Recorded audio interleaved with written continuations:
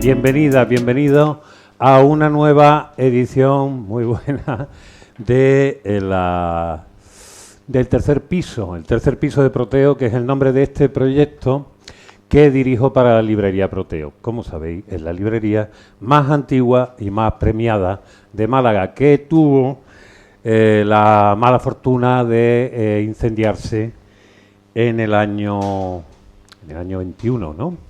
El año 21, creo que ahora hace 4 años exactamente, justo después de que la pandemia, de que el confinamiento terminara. Contra todo pronóstico, la librería se salvó. Hubo más de 1 millón de euros en pérdida. Si pasasteis por aquí y tuvisteis las noticias de aquella época, fue una cosa bastante lamentable, pero también demostró que la sociedad malagueña, que todos los malagueños siempre hemos tenido una conciencia de nosotros mismos un poco dejada, es decir, que todo nos importaba un rábano, realmente en este caso se movilizó, y bastante, para que no se perdiera la librería, por lo menos manifestar su devoción por la misma. Eso quiere decir que un espacio como este, por lo menos cuando las librerías eran más librerías, es decir, era un lugar de encuentro y un lugar de prescripción también, donde los libreros y las libreras te conocían y te decían, ¿qué estás leyendo? Pues esto te puede interesar. Bueno, más o menos. Un poco ese es el espíritu que con los años, pues modestamente he querido recuperar, y esto solo se puede hacer de una manera comunitaria. Hoy en día, que estamos viviendo todos detrás de una pantalla de móvil, hoy voy a hacer un off topic en un momento determinado, le contaba a ellos una idiotez que acabo de ver, porque el libro de Nacho, si no lo habéis leído, otro off topic dentro de los topics, lo tenéis que comprar inmediatamente, ¿vale? Porque si no, todos los que dedicáis al teatro, jamás os va a llevar a ninguna de sus películas, lo ha prometido. Es decir, esto es una condición sine qua non. Eso y que os vais a reír mucho. Y si conocéis a Nacho y conocéis su sentido del humor, esto está como concentrado, esto es una trituradora de chistes, de gags, etcétera, etcétera. Bueno, pues como decía, ya está, el momento publicitario está terminado. Y hoy os decía que estamos viviendo una época donde lo comunitario, y viendo aquí las caras de la gente y conociendo, sois de una época, la mayoría, en que Internet no existía. Habéis crecido, la gente conociéndose, dándose abrazos, llamando un teléfono fijo, preguntando, ¿está fulanito, está fulanita y tal? Ahora no. Ahora todos vivimos pendientes de un móvil. Y hoy veía una noticia un poco absurda, que me creía que era que hay una empresa que ha inventado el Metafón. El Metafón, se ve una chica muy mona en una, ¿cómo se llama? En una cola de un aeropuerto, que está haciendo así, teóricamente con un teléfono invisible, pero después le enfoca y no es un teléfono invisible, es un cacho de metacrilato que tiene la forma de un teléfono. Y en realidad la empresa que lo ha hecho es para que te vayas desenganchando del teléfono, para que no pierdas la cosa de tener un teléfono en la mano o algo que tiene la misma forma y te lo metas en el bolsillo y no se te quite la ansiedad. Bueno, nosotros todavía creo que recordamos esta voluntad de celebración, de estar juntos, y sobre todo los que os dedicáis al teatro, que sois no pocos de aquí o sois amantes del teatro, sabéis la pasión que hay en ello. Mi nombre, que no lo he dicho, pero la mayoría me conocéis, soy Héctor Márquez, soy periodista y eso que llaman ahora gestor cultural, activista cultural, y soy el que se encarga, como he dicho, de este proyecto del tercer piso. Hoy, ¿qué tenemos aquí? Hoy tenemos aquí al gran Ignacio Nacho, y quiero dar un aplauso primero. ¡Wow! Ignacio Nacho. Ignacio Nacho. Ignacio Nacho. Al otro lado, el que no es Héctor Márquez, Ignacio Nacho, es Paco Espínola, que es el editor de este libro y el dueño.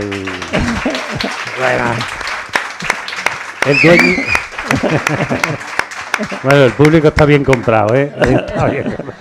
Es el editor y el dueño de la editorial Allanamiento de Mirada, que es la que ha publicado, y ya nos dirá por qué, cómo se le ha ocurrido, publicar el libro de Ignacio. El libro de Ignacio no es evidentemente lo primero que escribe Ignacio. Ignacio ha escrito muchísimo, pero básicamente obras de teatro, guiones de cine, de películas de cine, de televisión.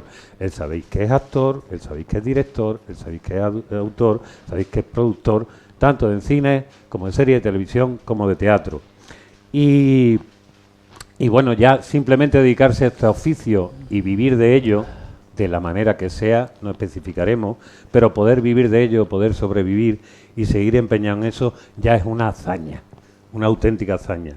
Y él, como uno de nuestros héroes, precisamente estábamos recordando cuando tuve la primera noticia de su existencia.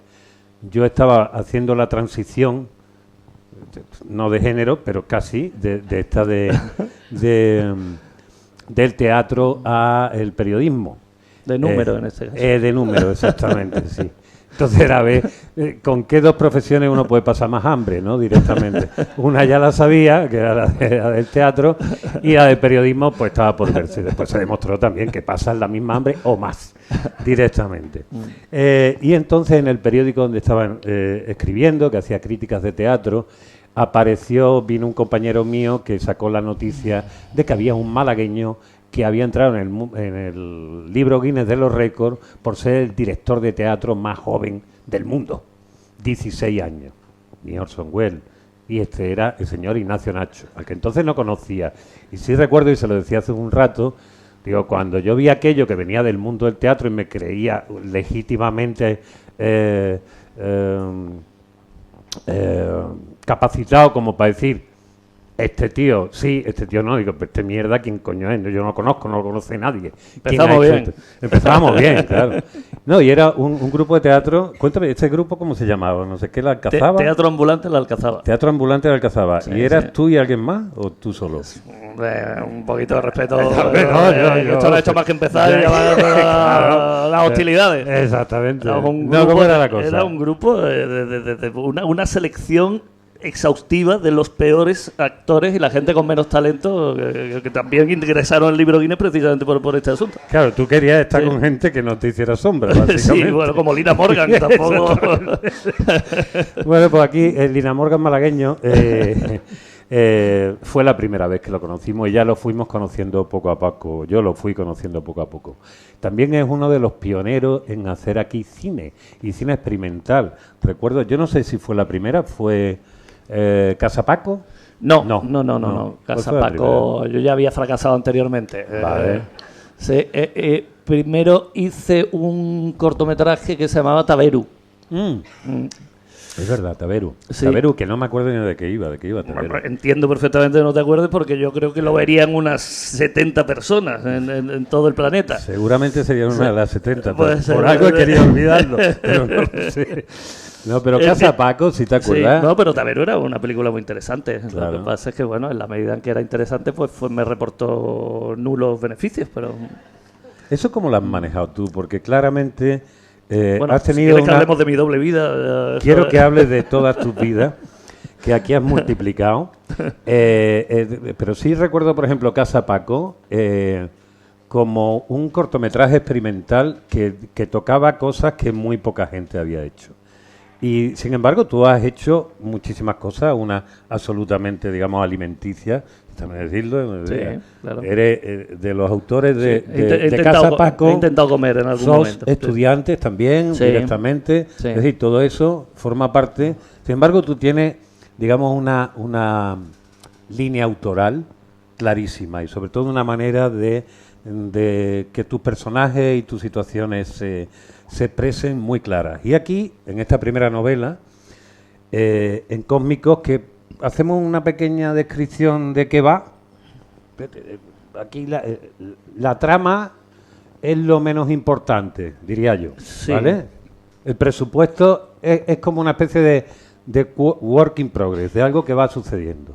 Es la entrada a un mundo imposible que, sin embargo, a medida que va entrando un mundo delirante, un mundo absurdo, un mundo donde nada es lo que parece y lo que parece no tiene ningún sentido, pero que poco a poco, a medida que vas leyendo, te vas dando cuenta que no es sino como los autores dadaístas o los autores surrealistas o los autores del teatro del absurdo, se convierte prácticamente en una metáfora de todo lo absurdo que hay en nuestra existencia.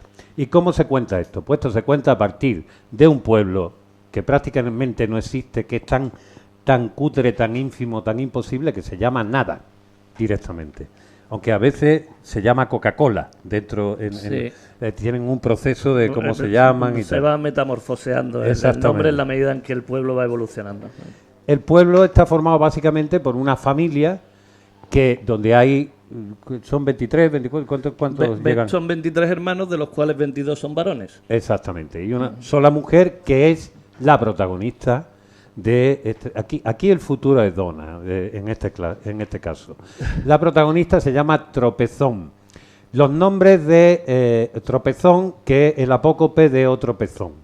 Porque, como él cuenta, la madre que está constantemente pariendo y que lo que desea es que el padre esté borracho, tumbado, dormido o haciendo otra cosa o tirándose a otra persona de otro lugar para que no la vuelva a dejar preñada y no tener lo que soportar encima, pues esta chica, pues cuando llega entre medias de todo, pues ya no le quedan tetas a la madre donde chupar, y entonces la cosa, pues, qué bueno sería que hubiera otro pezón. Pero como no hay otro pezón y esto lo van acortando todo, porque además se comen todo. Sí. En el pueblo se comen todo. Pensé en ponerle, disculpa, el nombre Otro Pezón, pero me parecía portugués. Entonces, Otro pezón. Claro, Otro Pezón. Bueno, pues Tropezón es la protagonista del filme no, bueno, todavía no. ¿La has pensado?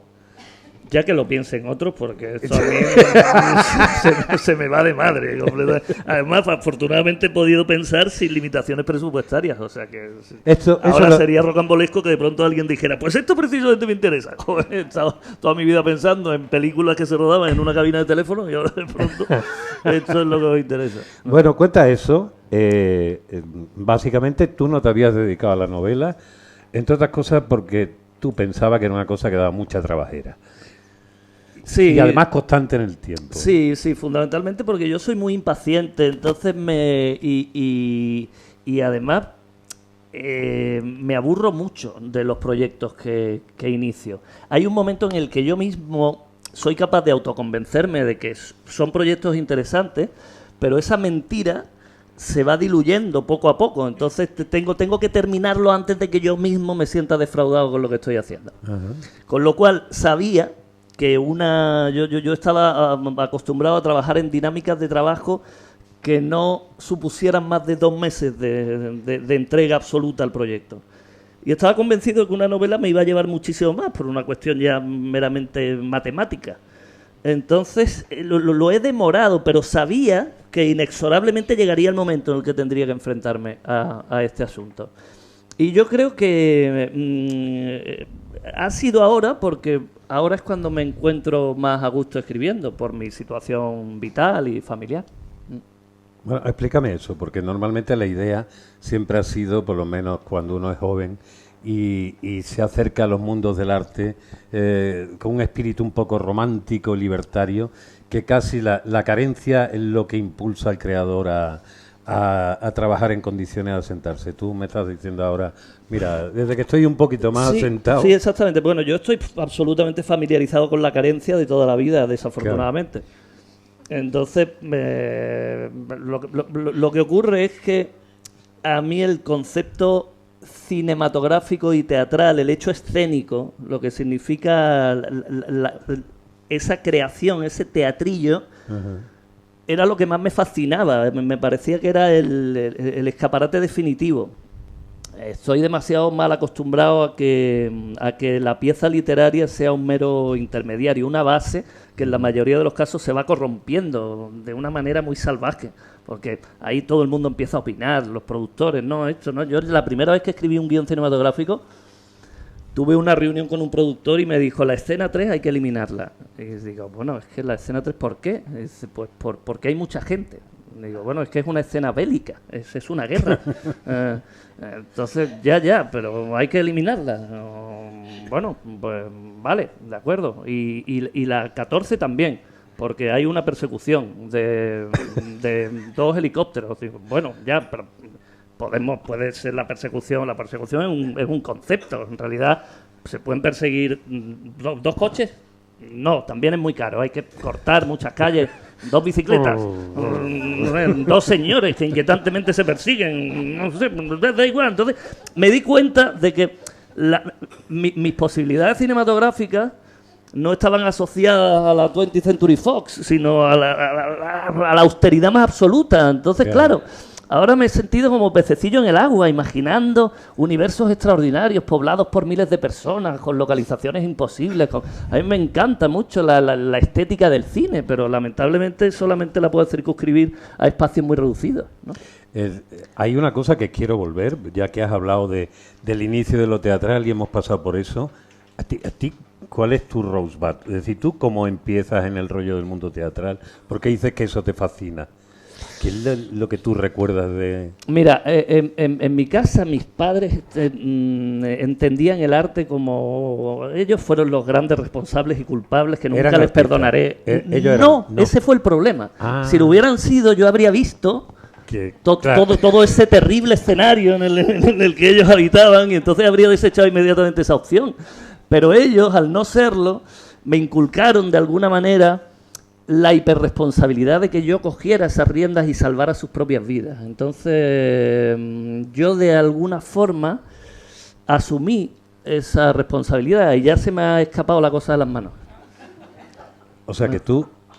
Es ellos a los que les gusta el teatro, a los que les gusta el arte. Claro, pero es inevitable que si te crías en un contexto muy amoroso, una familia perfectamente estructurada, razonable y amorosa, que siente una pasión y obsesión por algo, pues como si hubiera sido por las patatas fritas, pues estaría obeso y tendría varias cadenas de restaurantes que ojalá por otra parte hubieran sentido fascinación por las patatas fritas. Nunca es tarde, ¿eh? Nunca es tarde. ¿Y tú recuerdas la primera vez que viste una función o viste algo de teatro que dijera, hostia, esto me mola, yo quiero hacer esto? Yo lo experimenté en mis propias carnes ya en el colegio. Es la vieja historia de oye, un profesor muy tierna edad, la mía, no la del profesor, me dijo, oye, ¿te interesaría hacer esto? Porque creo que te veo con cierta discapacidad intelectual como para que esto se te pudiera dar bien. Y dije, bueno, pues la verdad es que nunca... Bueno, a mi padre le gusta, pero no sé... Y eso fue un veneno horrible. ¿Y cuál fue tu primer monólogo? Verso, línea, teatral. Afortunadamente no lo recuerdo, pero sí interpretaba el papel de una bruja. Vale. Sí. Con lo cual también no solo es que interpretas, sino que encima te disfrazas. Claro, sí, es sí. decir, que ya el completo esta es la primera vez que haces una novela, como dice. Sí. Y según los libros que compré, probablemente sea la última. Ayudarle, por favor. Ayudarle. Todas estas cosas ya sabéis que son comunales. Y también tiene mucho que ver tu pareja. Sí, Macarena, ¿no? Macarena, claro. Que es la que va y te regala libreta. Sí, Macarena, en su afán por procurar mi prosperidad, periódicamente me regala libretas, muchas más de las que yo realmente soy capaz de rellenar. Pero en este momento además estamos en un viaje muy bonito en Lanzarote y me regaló una libreta. Y yo creo que en el fondo también lo que pretendía subliminalmente con la libreta era déjame un ratito. Como quien le da al niño coñacillo unos folios y rotuladores. Porque píntame un cerdito. Tú eres de los que cuando coges confianza que tienes al lado le vas contando lo que se te va ocurriendo. Eso es insoportable. Vale. Tienes mucha suerte. Entonces te dio la libreta. Exacto. Y entonces de pronto tuve como una especie de iluminación. Sí. Y esa noche me quedé haciendo unos pequeños apuntes y por la mañana la miré fijamente a los ojos mientras desayunamos y le dije, Macarena, voy a empezar a escribir el libro.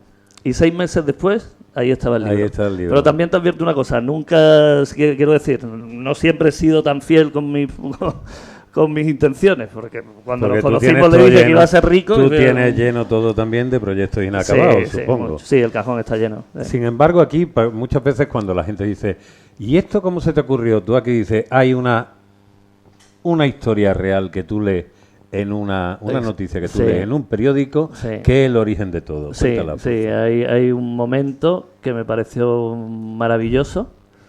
Una noticia que estaba oculta. Yo creo que el propio periodista se avergonzaba de haberla publicado. Entiendo que a lo mejor le venía bien para rellenar la página. Y hacía alusión a una señora de un pueblo perdido de la América Profunda que llevaba muchos años pintando una pelota de béisbol. Entonces, claro, en la medida en que le iba añadiendo capas, la pelota ya había adquirido un tamaño descomunal y se había convertido en una especie de punto de peregrinación de los pueblos aledaños. Y ella, que probablemente era una persona pues, gris, se había convertido en una especie de estandarte en la localidad. Entonces esa historia, esa noticia me pareció fascinante. Fascinante, creo que encerraba muchísimas cosas, ahí estaba todo. Entonces dije, esto es lo que yo quiero, este es el mundo real, pero desde el absurdo. Entonces yo siempre, por desgracia, he tenido como una conexión muy directa entre el mundo real y el imaginario, ¿no? Tengo ahí como entreabierta esa puertecita siempre. Y, perdona. Y Mete la manita por aquí. y bueno, pues nada, eso se quedó ahí.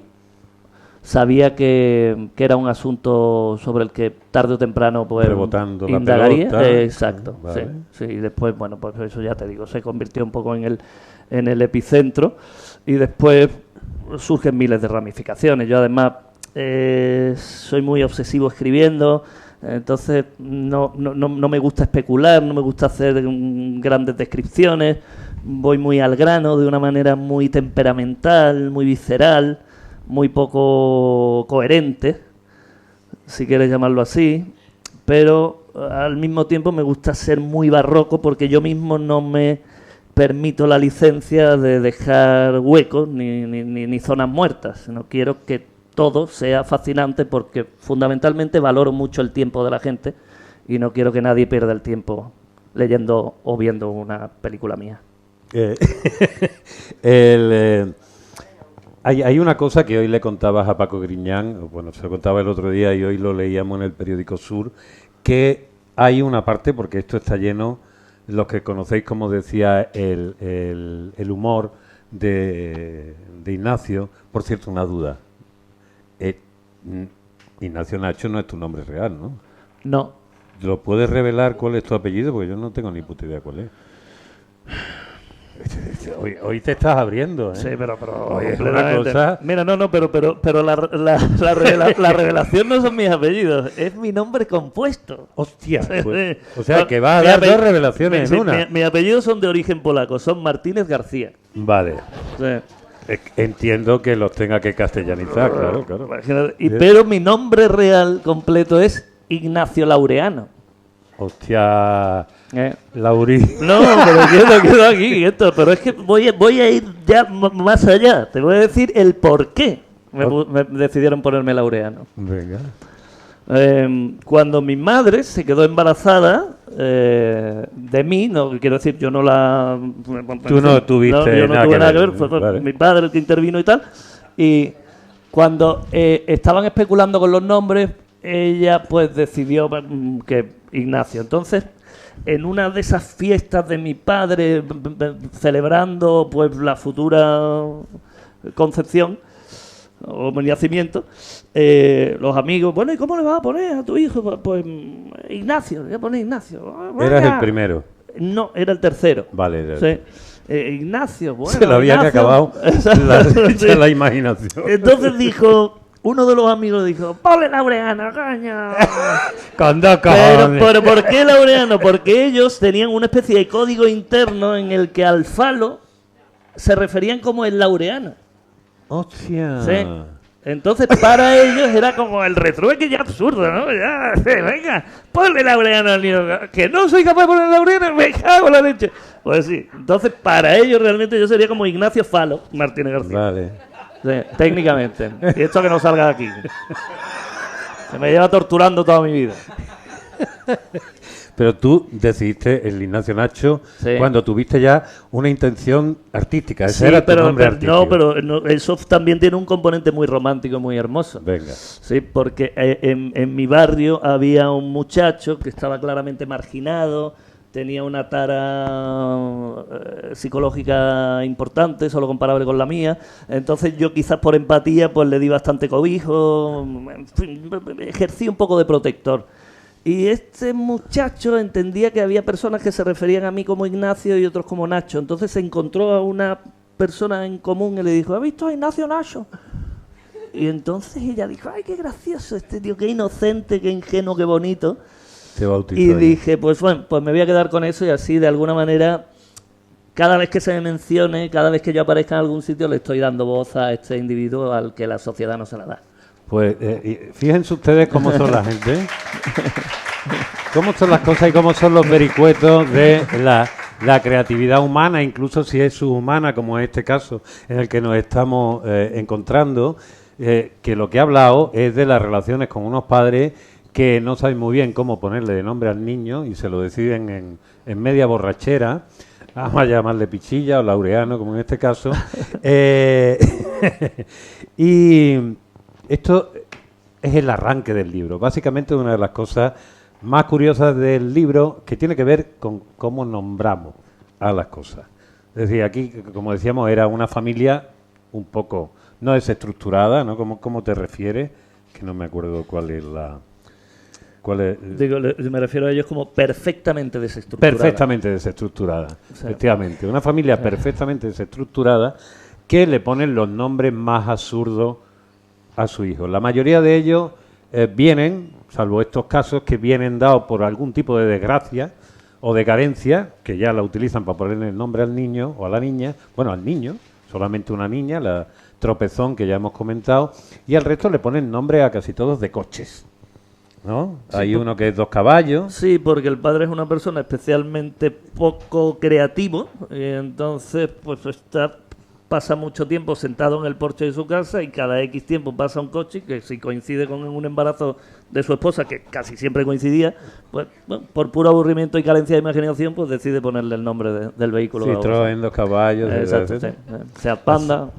Bueno, pues ya saben ustedes de dónde viene, de esta cosa de por qué me pusieron mi padre ese nombre. Salió toda la saga de la familia sin apellido, porque además... Después hay una cosa muy curiosa también en el libro, que es esa cosa numérica, que también estaba refiriendo, cómo llegas a un lugar donde, al no tener ningún tipo de referencia, la única referencia que hay es el hambre y la miseria, que se la toma un poco como los tebeos de Carpanta, ¿no? Si recordáis, también los que tengáis cierta edad, los tebeos de Carpanta siempre era un tipo muerto de hambre, la España del hambre, que intentaba comer algo, siempre estaba soñando con un pollo asado que volaba y nunca comía nada. Y acababa a veces comiéndose los cordones, los zapatos. En la quimera del oro. De la Chaplin, quimera del oro, cuando se come los zapatos. Aquí todo se come. Todo se come. Si hay uno que decide de pronto ponerse a ser músico y hace un piano, se comen el piano, evidentemente. Todas esas cosas, todo se come. Y si hay una persona, pues te la comes también, directamente. Pero todo está dentro, digamos, de esa especie de fascinación surrealista, no diría ingenua, porque ingenua no es, pero sí tiene ese elemento creativo infantil que puedan tener pues los cuentos de las películas de Tim Burton, las buenas, las que puedan tener el Lewis Carroll original, original, como si hubiera 2 Lewis Carroll, yo me he pegado aquí un pegote, bueno, el Lewis Carroll también, donde toda esa especie de absurdo realmente que está ocultando, digamos, situaciones que son muy dramáticas. Aquí del drama él hace un chiste constante. Y vamos a la pregunta que yo iba a hacerte antes, después de irme y de irte tú también por los cerros de Úbeda. Tú decías que gran parte, porque esto está lleno de chistes y de gags, la mayoría son juegos de palabras, que sabéis que a Ignacio Nacho Martínez García, ¿era García Martínez? Sí, pero no hagamos leñar al lucero.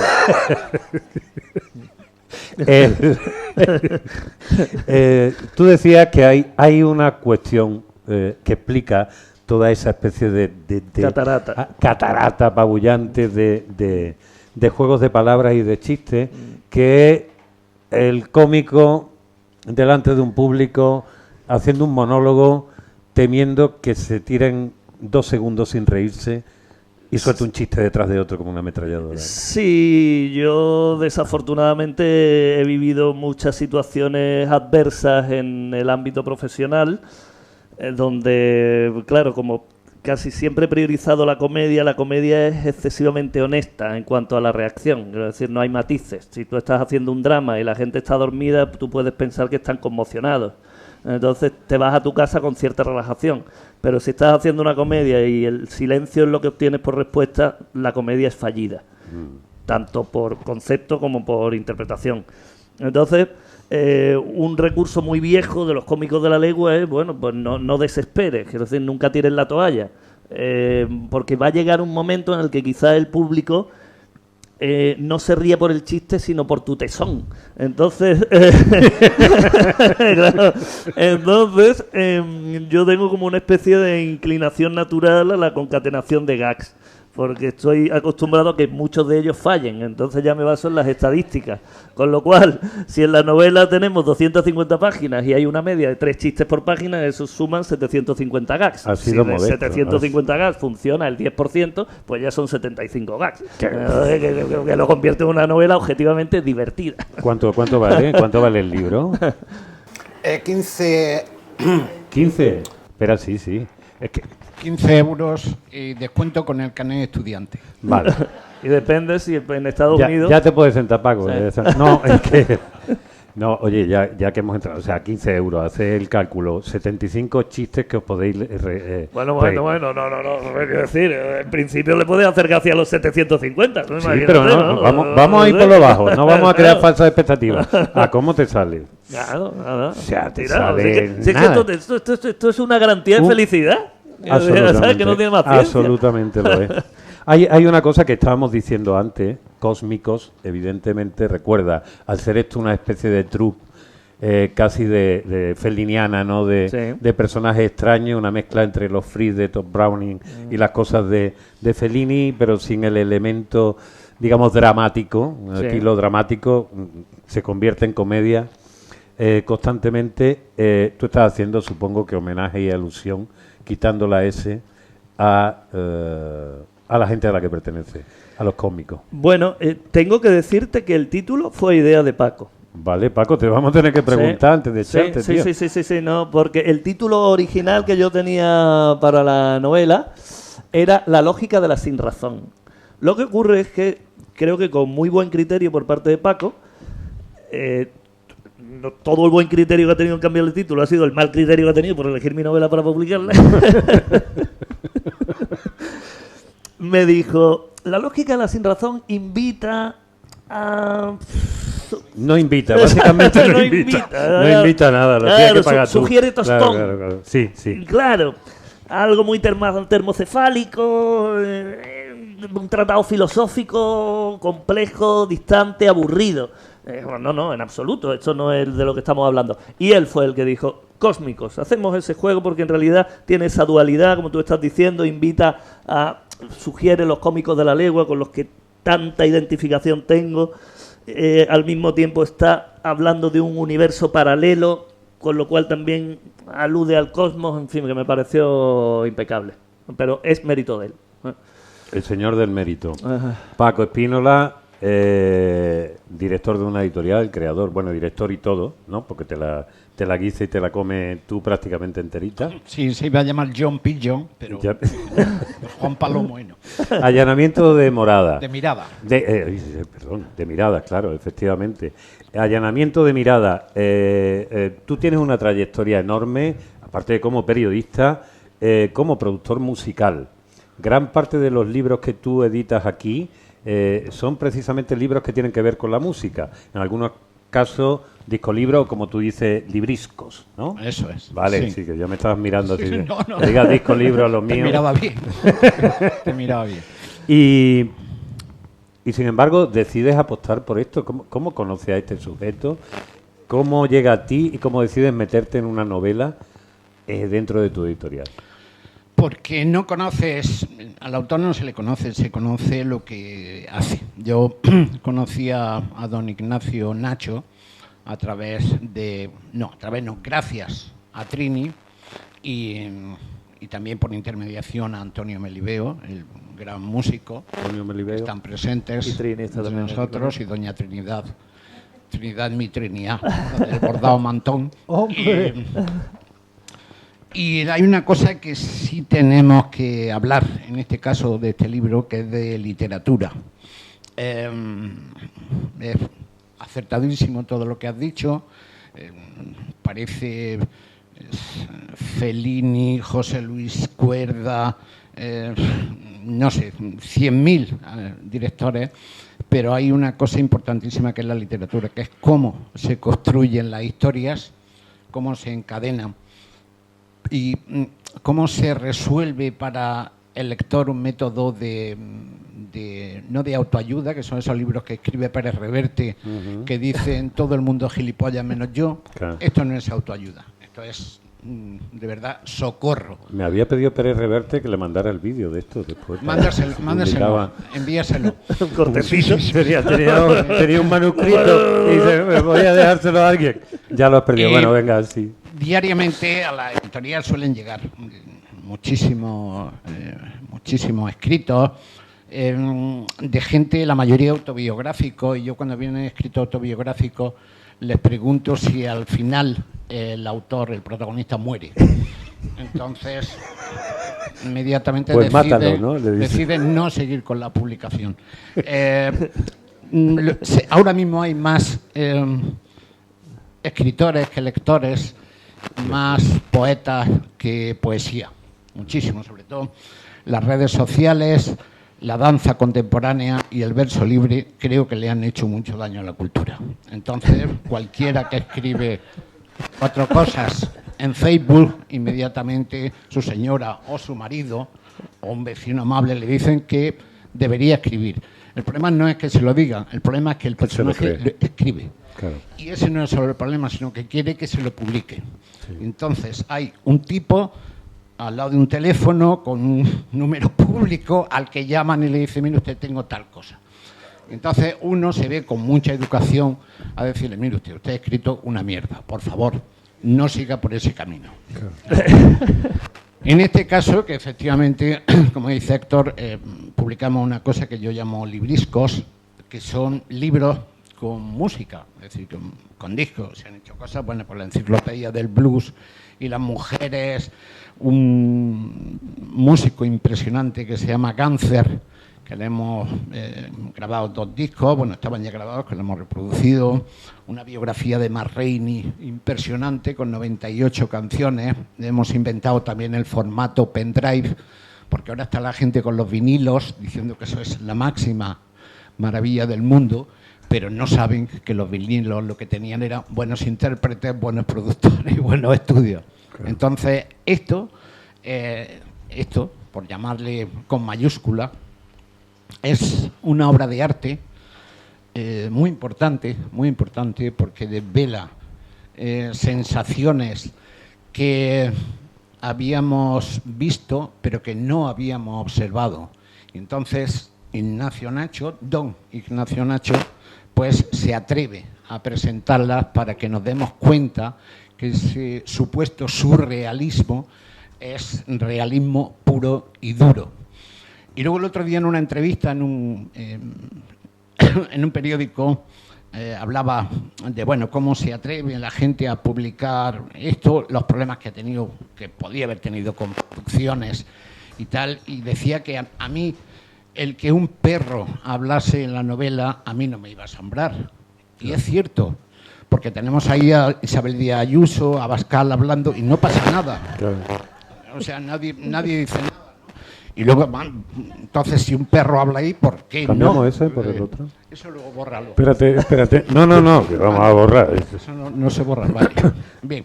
Ayuso, cuando no te metes con ella aquí, no. Sí. Va y me llama y dice ¿qué ha pasado? Ella no me quiere, venga. No. Ayuso fue la community manager. Quieto. Sí, sí, teóricamente sí. Dale, dale. Hola, sí, teóricamente. Bueno, fue community manager. Qué mejor que de alguna manera tener un personaje ahí pululando por un libro. No tengo nada en contra de eso.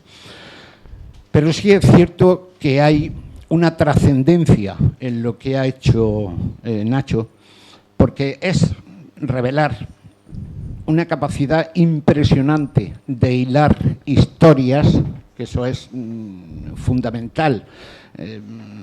A Cortázar se le podía leer de arriba abajo y de abajo arriba, en Rayuela. Este libro no solo se puede leer, se puede escuchar.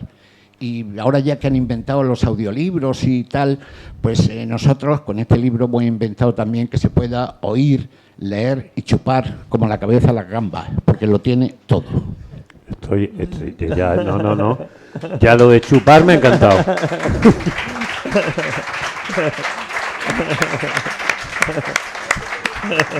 Con chupar y Laureano estoy yo un poquito... por supuesto, porque todos me acusáis con absoluta razón de hablar normalmente más que el invitado, estáis todos invitados, evidentemente, a hacerle preguntas a Nacho, a insultarle públicamente, a reclamarle los 10 euros que le prestasteis hace 15 años. Todo eso podéis hacerlo. Nada más que tenéis que levantar la mano y yo os doy el micro. Es más, espero que lo hagáis. Esperamos que lo hagan, ¿no? Bueno, eso ya... yo lo de los 10 euros espero que no, pero... Los 10 euros se lo vaya a condonar. Yo, si me permite, amplío la invitación a que compren el libro, por favor. Eso también. Segunda. Sí, Mira, ay, ya se están yendo. Ser favor. Hay una cosa que me gusta a mí mucho, y es que yo creo que en las presentaciones de los libros los autores suelen llevar una especie de chuletilla con algunos pasajes. Los que te ha escrito tu mejor amigo. Que ellos consideran así especialmente brillantes. Nosotros, como no conocemos el miedo y confiamos plenamente, unos más que otros, en la novela, yo os invito a que seáis vosotros los que azarosamente digáis un número de página comprendida entre las 7, que es donde empieza técnicamente la novela, y la 8. y la 243. Y yo voy a proceder a leer un fragmento. Y el que acierte una cosa, bingo. No sabéis lo que sé. No, pero fíjate, Sí, es una manera de constatar que el libro no tiene... Ok, aquí. No tiene desperdicio. ¿Cuál es tu nombre? Emilio dice... La 7. Bien hecho. Muy bien. Bien hecho, porque él realmente aguanta el tirón las 2 primeras páginas. Después se viene abajo. Me voy a poner las gafas que me un poco. aportan intelectualidad.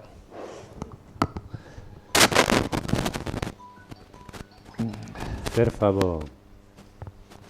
Ay.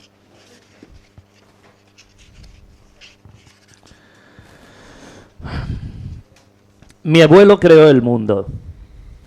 Al menos el mundo que yo conocí durante gran parte de mi vida. Siendo un crío, mi abuelo Enrique entró a un banco con un rifle y una máscara de payaso. Aquello se puso feo. Hubo un tiroteo. Mi abuelo se acercó a una clienta que sostenía un bebé en un brazo y un libro en el otro.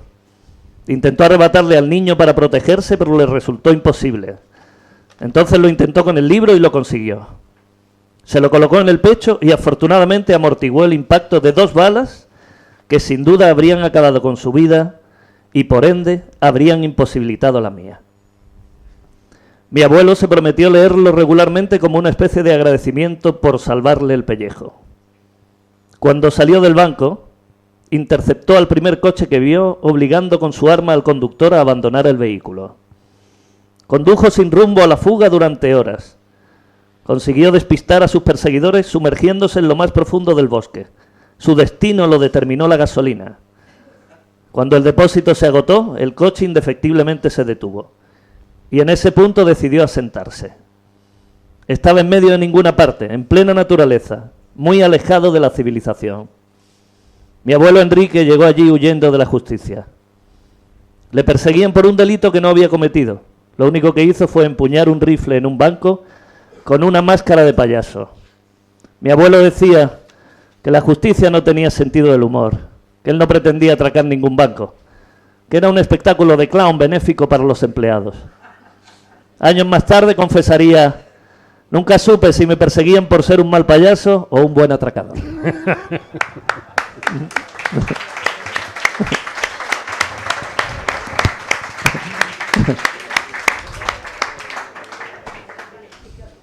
El arranque es muy brillante, eso hay que decirlo. Más números, venga. ¿El? 9,5, pero que... Ya qué nivel. 9,5. ¿Qué? Bueno, tú lees el 9 y él lee el medio. Bien. Venga, dale. Empieza aquí, ¿no? No, Empiezan sí. 8. Empiezan 8. Mis abuelos, Enrique y Gualtrapa, tuvieron 2 hijos. Mi padre y otro ser humano sin definir. El nombre de mi padre lo decidió su madre. Gay lo llamó, que en su lengua tribal materna significaba heterosexual. Y mi abuelo, ante la ambigüedad de su otra hija, le puso el nombre de Duda. Mis hermanos y yo la llamábamos el tío-tía. El aumento de la familia conllevó una considerable mejora en la primitiva cabaña. Poco a poco le iban ganando terreno al campo. Surgió el rumor de que había un yacimiento de basalto en la zona donde ellos habitaban. Eso atrajo a mineros y cazafortunas que llegaron de diferentes puntos del país. Esta circunstancia generó un asentamiento que forjó las bases de mi pueblo. Nunca descubrieron el basalto. Es muy probable que el yacimiento existiera, pero no había nadie que supiera identificar el basalto.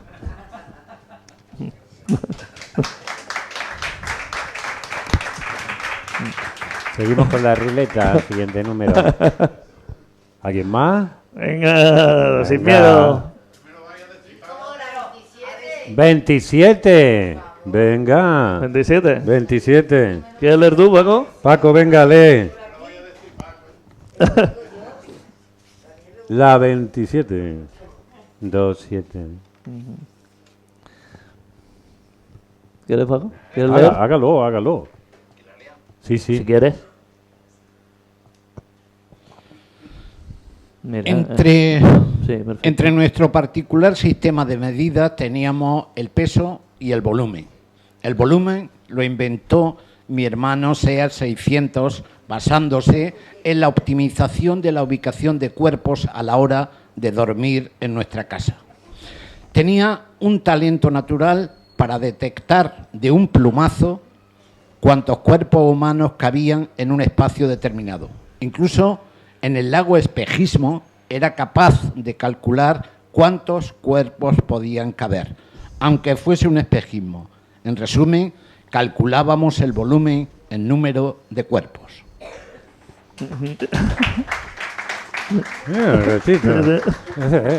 Se nota que es granaíno. Vale. Alguno más. Venga. ¿No está entusiasmando? Veo que está en remiso. 40.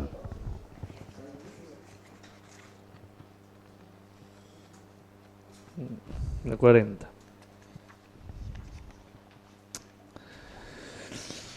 Vamos a ver. Mi abuelo Enrique aborreció el dinero a raíz del atraco. Él culpaba al dinero por su delito. Si no existiese el dinero, yo nunca habría atracado un banco. Jamás quiso volver a pronunciar la palabra dinero, y así se lo inculcó a mi padre y él a su vez a sus hijos. Al principio de todos los tiempos, los primeros lugareños crearon una moneda propia, el elogio. Los habitantes canjeaban cualquier cosa por elogios. La fórmula funcionó durante mucho tiempo, pero el uso indiscriminado del elogio terminó provocando una inflación desmesurada en el poblado que casi nos lleva a la ruina. Y no hay nada más duro que arruinarte cuando habitas en la ruina. Entonces adoptamos como moneda de cambio los recuerdos. Intercambiábamos objetos sencillos que estuviesen cargados de nostalgia. Hoy en día prevalece el sistema. Sigue siendo defectuoso, puesto que es susceptible de falsificación, pero entendemos que es una fórmula sostenible. Es hermoso intercambiar recuerdos. No es solo una solución financiera. Es una manera de implicarte emocionalmente con tus vecinos. En el poblado, ancestralmente existía la creencia de que si consumiese el cerebro de uno de los miembros de la tribu que hubiese fallecido, sus cualidades mentales se incorporarían a tu ser. Nunca se comprobó, puesto que ningún vecino quiso ingerir el cerebro de nadie.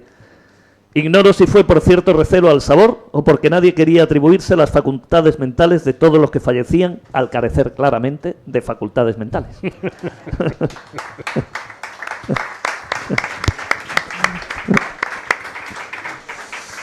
¿Algún fragmento más o quieren empezar a hacerle preguntas? ¿Alguna pregunta?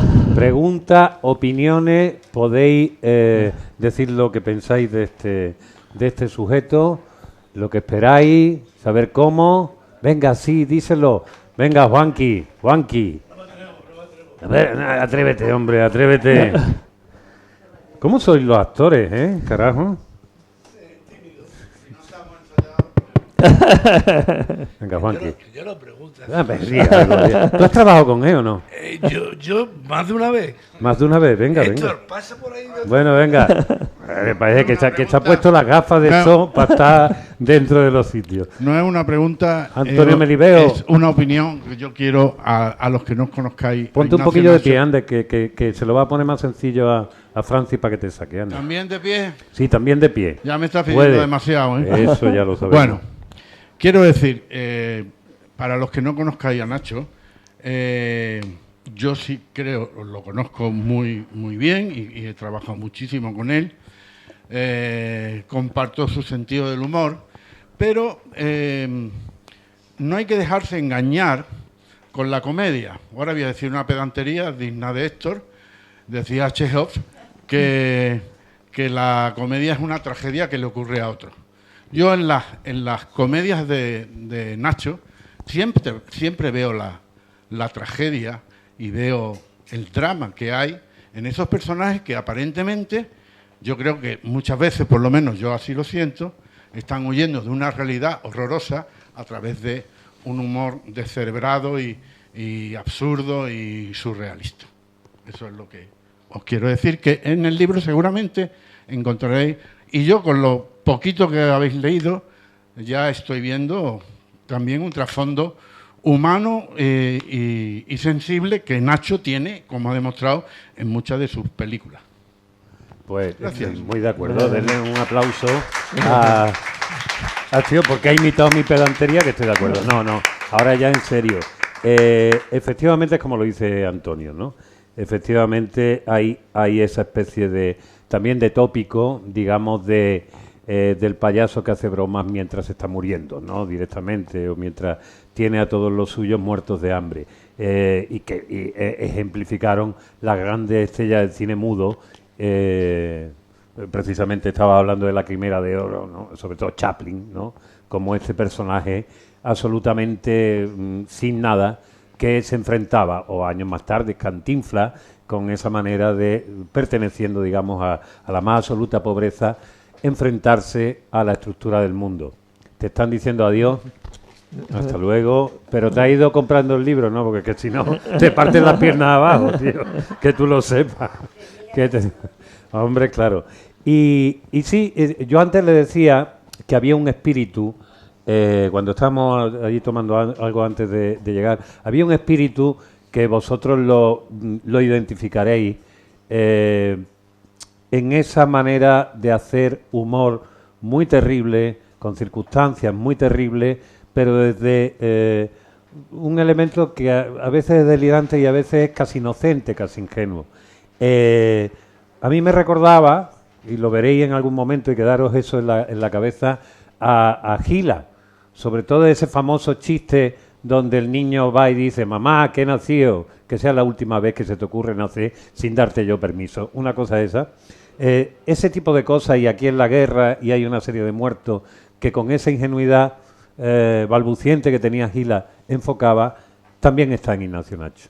También está, evidentemente, toda esa referencia que antes hemos dicho, el bosque animado, lo buñueliano, todo ese tipo de historia, que básicamente estamos hablando de cómo en la historia de la humanidad el humor ha sido lo que han utilizado los cómicos para poderle hacer frente a los poderosos y decirles en la cara lo mierdas que son y cómo se han quedado con todo lo que no les pertenece. Y de alguna manera esto está aquí. Esto está aquí. Por eso creo yo que es un gran homenaje, como tú dices, a los cómicos de la legua, a los bufones y a todos los que tienen que utilizar el humor.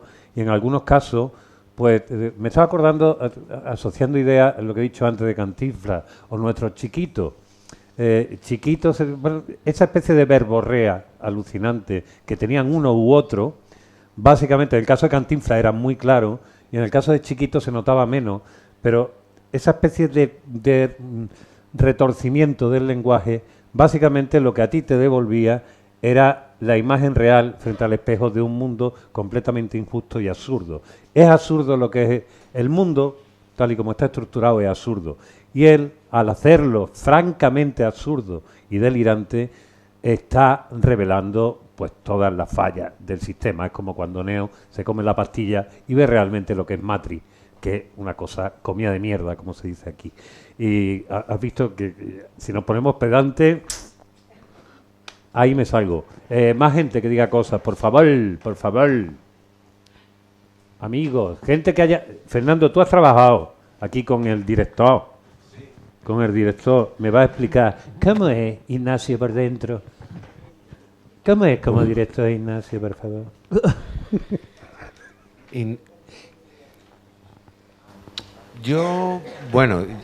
Ignacio lo conozco, es una persona que te está diciendo una cosa y está pensando todo lo contrario. Vale. Porque nunca revela realmente lo que siente, porque creo que es bastante introvertido y es curioso que cuando lo vas conociendo vas sabiendo que sus silencios significan mucho, ¿no?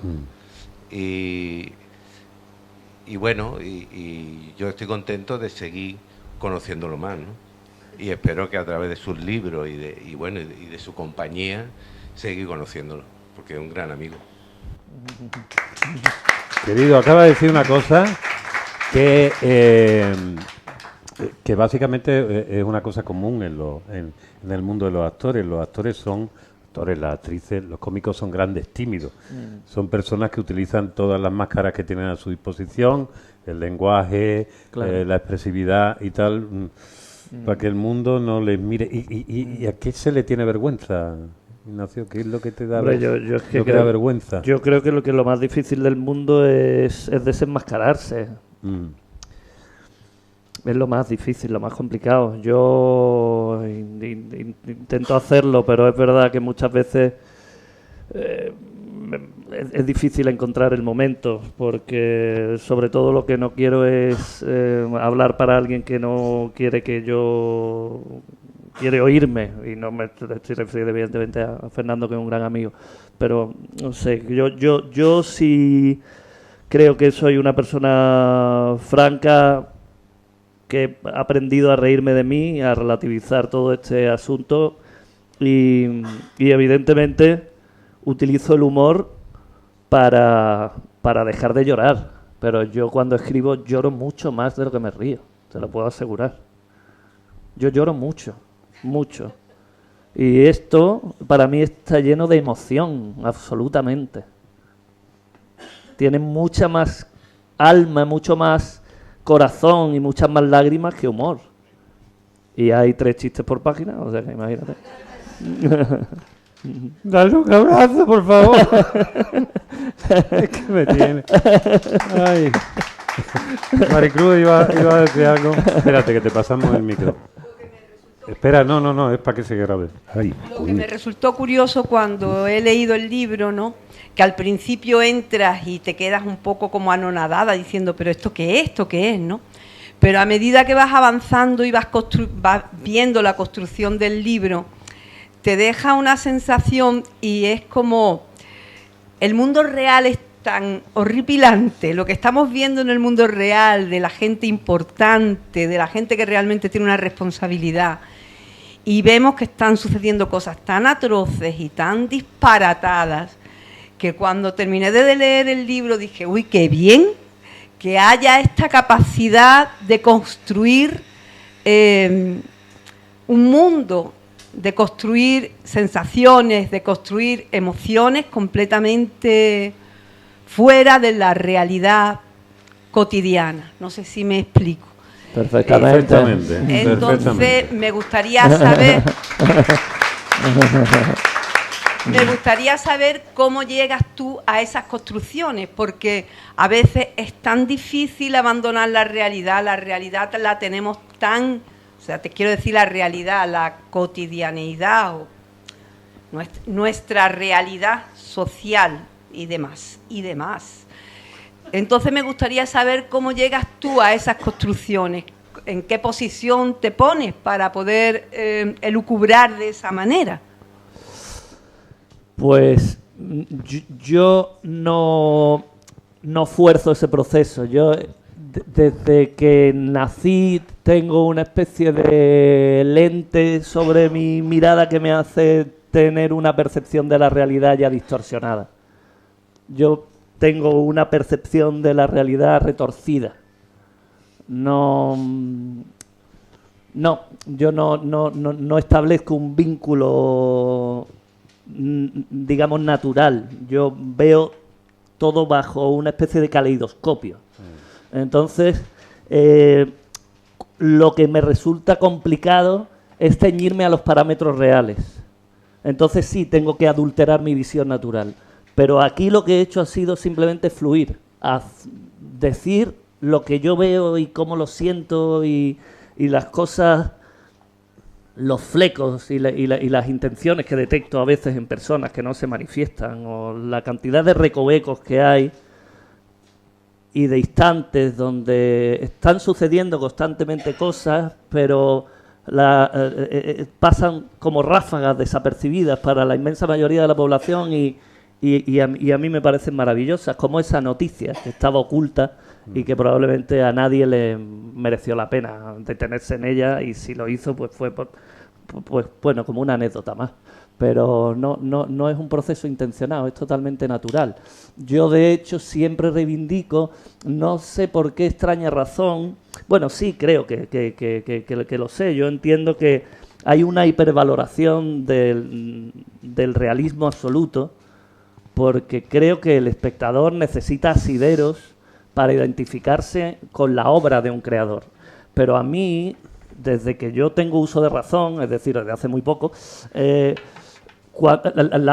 las obras de arte que a mí me han fascinado eran las de artistas que me ofrecían una ventana a la que yo asomarme que era diferente a la que yo tenía en mi dormitorio. Claro. Eran esos individuos que adulteraban la realidad, que eran capaces de retorcerla y de exprimirla y de crear mundos y universos personales bajo su visión excepcional de genios.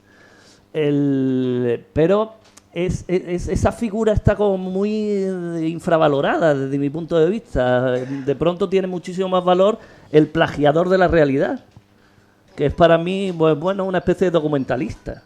Entonces nunca me he sentido identificado con ese discurso y siempre me ha parecido fascinante eso, pues ofrecer ventanas, no espejos. Hay ahí una cosa, lo que acaba de decir Ignacio, que yo creo que es también interesante. Intentando establecer, gente que pertenecemos a una generación, y más la gente del teatro, crecimos con las referencias del teatro del absurdo. Fernando Arrabal, Beckett, Ionesco, eran las obras que más hacíamos. Y de alguna manera eso, después cuando empezaron a surgir los autores locales de la gente del teatro, pues Juan Malara, Mercedes León, Ignacio, de toda esa generación, básicamente la base del humor era eso. Era ese teatro del absurdo, era ese tipo de comedia que básicamente permitía, de alguna manera, que nosotros creciéramos con la idea de que teníamos esas gafas que nos permitían ver claramente quiénes eran los zombies y quiénes eran los que estaban vivos. Eso yo creo que la gente de los cómicos, la gente de esa generación, lo hemos tenido siempre muy claro. Otra cosa es qué hemos hecho con eso, pues lo que hemos podido. pero todos los que nos conocemos aquí y nos seguimos viendo después de muchos años, el sentido del humor que utilizamos, lo que nos hace reír es eso, es esto. Lo que pasa es que Nacho lo lleva ya a un extremo grande. Hay algo también en lo que él dice que yo creo que también tiene mucho que ver con la degradación de lo que entendíamos como arte cuando éramos más jóvenes.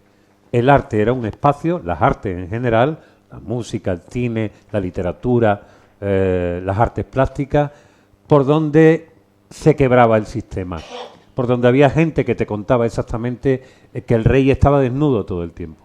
Hoy en día nos han vuelto a todos entretenedores. Básicamente gente que estamos entreteniendo todo el tiempo. Para precisamente olvidarnos de que eso es lo que hacen los artistas. Lo que hacen los artistas es revelarte aquello que tú no ves con los trucos de artistas, como en este caso esa capacidad expresiva que tiene. Así que yo creo que aparte de todo, Ignacio es un referente clarísimo de algo que yo creo que es un género de la comedia malagueña de una generación y que ha continuado.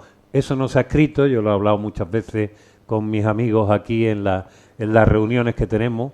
No se ha escrito porque somos tan poco importantes que ni siquiera nos hacen caso. No constituimos generaciones ni nada. Sin embargo, hay que recordar que la gente del teatro estaba ahí y fueron los primeros, aquí, por lo menos en esta puta ciudad y en otras muchas, que hicieron frente cuando era muy difícil hacer frente. Hoy en día seguimos en el mismo lugar donde casi siempre ha estado el teatro, es decir, en la puta mierda, pero resistiendo.